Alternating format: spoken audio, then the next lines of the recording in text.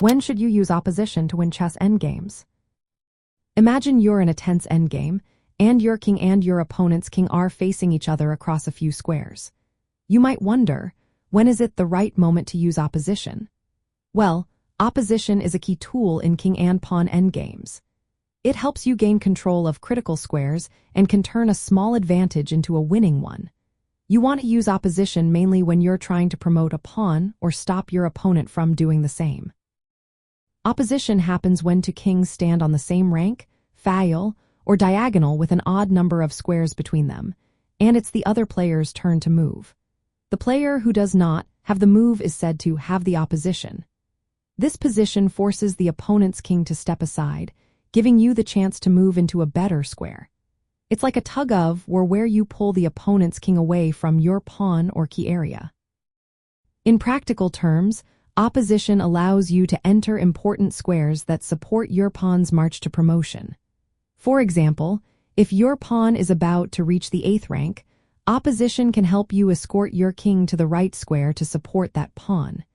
It also helps you prevent your opponent from advancing their pawn.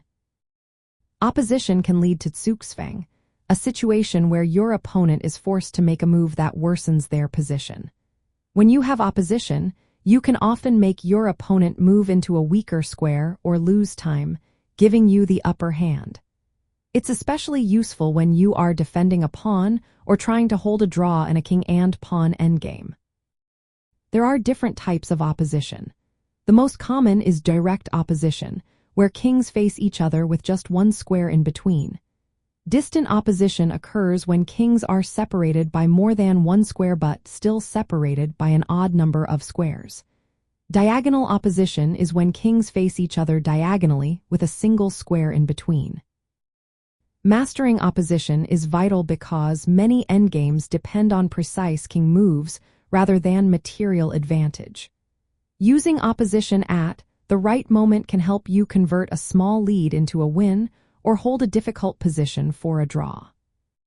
So, you should use opposition whenever you need to control key squares, push your pawn forward, or force your opponent into a bad move. It's a simple yet powerful technique that often decides the outcome of king and pawn endgames.